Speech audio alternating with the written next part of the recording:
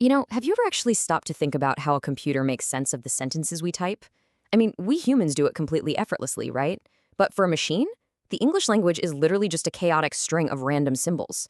So, to bridge that massive gap, linguists and computer scientists had to figure out a way to turn English into actual code. Welcome to The Explainer. Let's dive right into constituency grammars. To kick things off, let's look at this absolutely hilarious observation from the linguist Jeffrey K. Pullum. He pointed out something kind of strange about a very specific format of book titles. Titles like Because the Night by Bruce Springsteen and Patti Smith or The Fire Next Time by James Baldwin. Now, what's really fascinating here is that this format, where the title and the author's name just run together in a single continuous phrase, is incredibly rare. And you might be wondering, why is that? Well, it's because the title and the author credit don't naturally form what linguists call a syntactic constituent. Basically, they belong to completely different structural parts of a sentence. So jamming them together like that, it just feels inherently wrong to our brain's internal grammar engine. Section 1. The puzzle of syntax. How words group together. So, this brings us to the core puzzle of syntax, which is constituency. Constituency is simply the idea that groups of words behave together as single, unbreakable units. The absolutely crucial takeaway here is that language isn't just some flat line of words. Nope, it is a complex hierarchy of distinct blocks. Let's actually test this out. Take a look at the phrase on the left, which is pulled from the classic writer Damon Runyon, 3 parties from Brooklyn.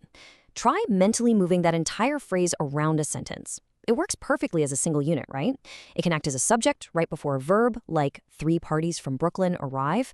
But look at the ungrammatical examples on the right. If you shatter that unit and just yank out a random fragment, like the word from, and stick it before a verb getting from arrive, well, the whole system just breaks down. It is exactly like writing a line of bad code. The machine crashes. Section 2. The mathematical model, context-free grammars. Okay, so to teach a computer this innate human intuition for grouping words together, we can't just hand it a dictionary and hope for the best. We need a rigorous mathematical model. And this is exactly where the context-free grammar, or CFG, comes into play. Formalized independently by Noam Chomsky and John Backus back in the 1950s, a CFG essentially acts as the backbone. It's the literal source code for modeling the syntax of natural language. It's a formal system built entirely on a set of rules, which they call productions, that explicitly dictate how symbols can be grouped and ordered. Now, within this mathematical grammar, we categorize everything into 2 very distinct classes of symbols. On one hand, we have terminals. These are the actual, tangible words you speak and write, everyday words like the, nightclub, or flight.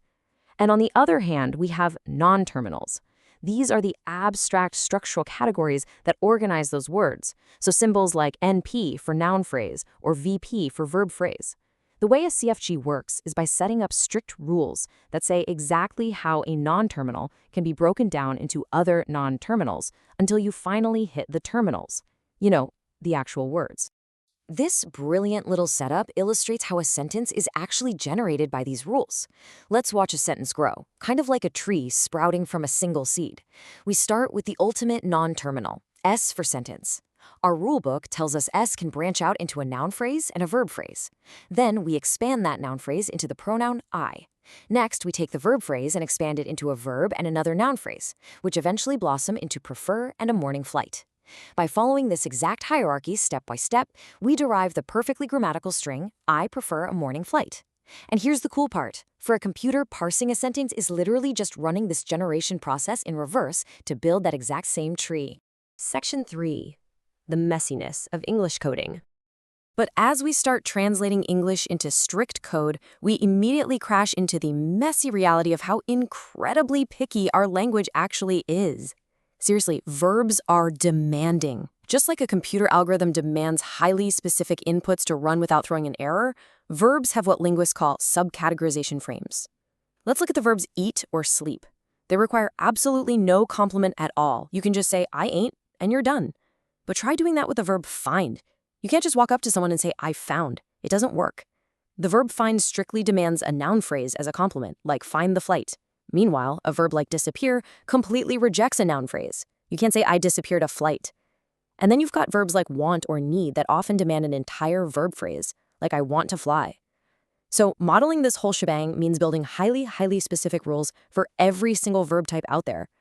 And wow, the complexity just compounds from there. especially when we look at how we describe nouns. We add these things called post modifiers. Let's break those down real quick. First, this lets us string together recursive prepositional phrases, like all flights from Cleveland. Second, we have non-finite causes, which gives us phrases like flights arriving after 11 a.m. And third, we use relative clauses, such as a flight that serves breakfast. Because these rules are recursive, meaning a phrase can actually contain another phrase of the exact same type inside it, we can stack them endlessly to build incredibly dense sentences. You could say, all flights from Cleveland arriving after 11 a.m. that serve breakfast. And our mathematical model has to seamlessly track every single one of those nested branches. Section 4. Data at scale. Mapping the forest with tree banks. So, to actually make these abstract rules useful for natural language processing in the real world, we had to move away from these tiny textbook examples and tackle massive real-world datasets. These syntactically annotated datasets are known as tree banks, and honestly, the scale of them is mind-boggling. Get this, the Wall Street Journal section of the famous Penn Tree Bank contains about 1 million hand-corrected words. 1 million. And when linguists extracted the grammar rules directly from how those words were actually used in the newspaper, it resulted in a staggering 17,500 distinct grammar rule types. Think about that. That's how many structural variations were needed just to capture standard financial journalism. Let's look at an example to see how this builds into an even greater challenge. Take this quote straight from the corpus. "We would have to wait until we have collected on those assets," he said. Notice how the entire quotation comes before the phrase "he said." Syntactically speaking, that long quote is actually the complement of the verb said, but it's been physically moved way over to the front of the sentence. This is what we call a long-distance dependency. So to teach a machine how to handle this kind of gymnastics, treebanks use special invisible markers called traces, along with co-indexing.